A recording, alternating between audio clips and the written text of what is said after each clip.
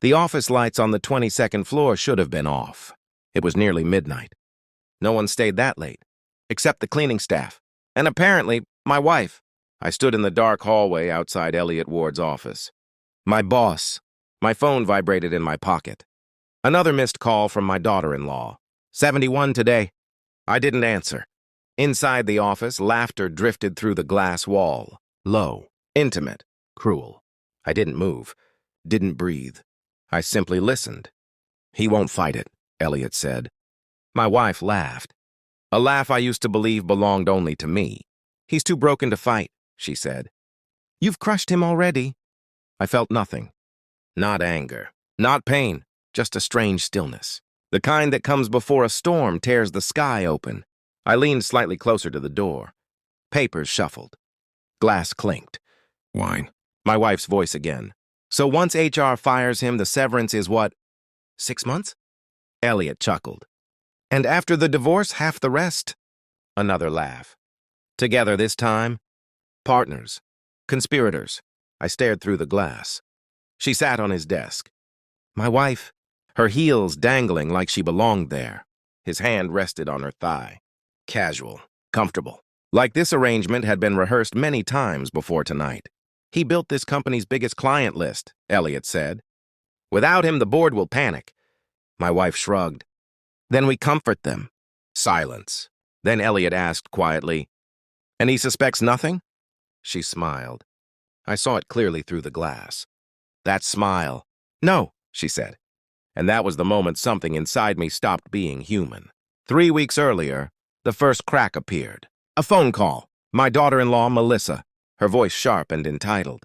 "Thanksgiving is at our house this year," she said. I told her I'd think about it. She laughed. "You don't have much to think about." I stayed silent. Then she said it. "If you want to join Thanksgiving, come wash the dishes." The line went quiet. She thought she'd won something. Maybe power. Maybe humiliation. Maybe both. I replied with one word. "Enjoy." Then I hung up. That was the first time I realized something strange was happening in my life. My son barely called anymore. My wife had become distant, not cold, just calculating. Little changes, late nights, new clothes, new perfume. She started asking questions about my job, about the company, about the board, about Elliot. At the time, I thought she was worried. Now I understood. She was gathering intelligence, preparing the battlefield. The night I overheard them in Elliot's office, the pieces finally aligned. My wife wasn't just cheating. She was helping my boss destroy me, professionally, financially, personally, a complete dismantling. And judging by their laughter, they thought it was already finished. The next morning, I made breakfast. Eggs, toast, coffee. My wife sat across from me reading her phone. She looked beautiful, relaxed, dangerous. "Big day?" she asked casually. "Always," I said. She smiled. Not the smile I once loved. A rehearsed one. I watched her carefully. Every movement, every word. Inside my mind, something colder had taken control. I started investigating, quietly. First, company records. Elliot had been pushing a performance review against me for weeks. Claims of declining leadership. Fabricated. Second, my wife's phone. Unlocked one night while she showered. Messages. Hundreds. Elliot. Photos. Plans. Financial calculations. My termination timeline. My divorce timeline. Even discussions about selling the house afterward. Efficient. Cold. Professional betrayal mixed with personal treason. But one message interested me most. A charity gala. 2 weeks away. High-profile donors. Media coverage. Political guests. And Elliot had arranged something ambitious. A new investment program. Reading the documents, I realized what it was. Illegal. Massively illegal. A shell charity funneling investor funds through offshore accounts. My wife knew. She helped him structure it. That's when I stopped being the victim and became the architect. I gathered everything. Emails, financial transfers, voice recordings, phone backups, every piece of evidence. Then I made one call. The FBI Financial Crimes Division. The agent on the phone listened quietly. Very quietly. When I finished, he said one thing.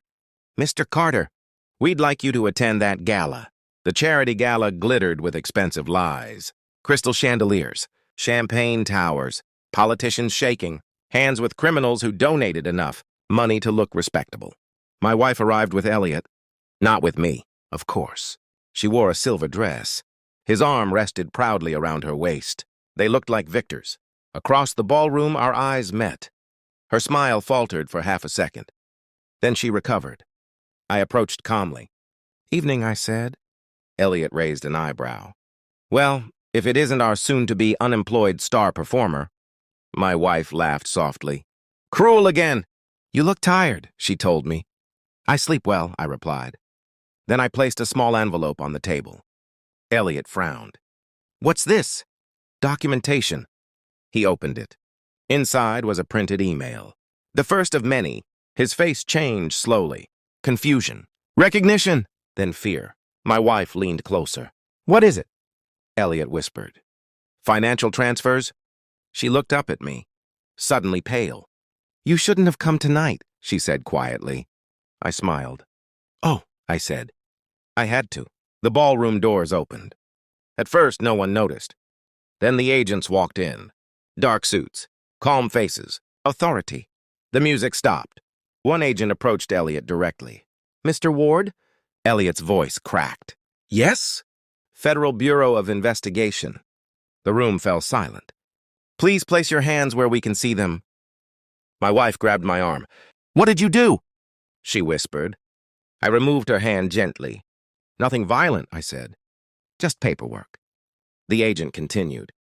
"You are under arrest for financial fraud, money laundering, and conspiracy." Elliot turned toward me. "Broken. You reported this?" I tilted my head. "You fired me first," I reminded him.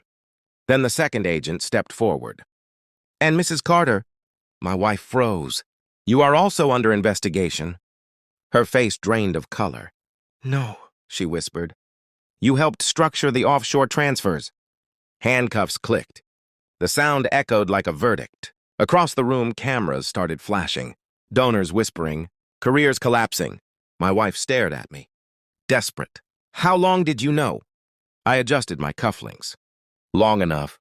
3 months later, my phone exploded with calls. 71 of them. Melissa, my daughter-in-law, she had seen the photos online. My new home, a villa in Switzerland, glass walls overlooking a frozen lake. Purchased with the consulting contract the FBI quietly arranged after the case. The phone kept ringing. I finally answered. Her voice trembled now.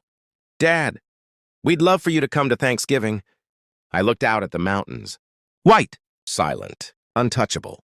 I remembered her voice months ago. "Come wash the dishes." I smiled slightly. "No," I said. Then I ended the call. Because the most devastating revenge isn't destruction, it's disappearance. And the moment they realize they've lost you forever, that's when the silence becomes unbearable.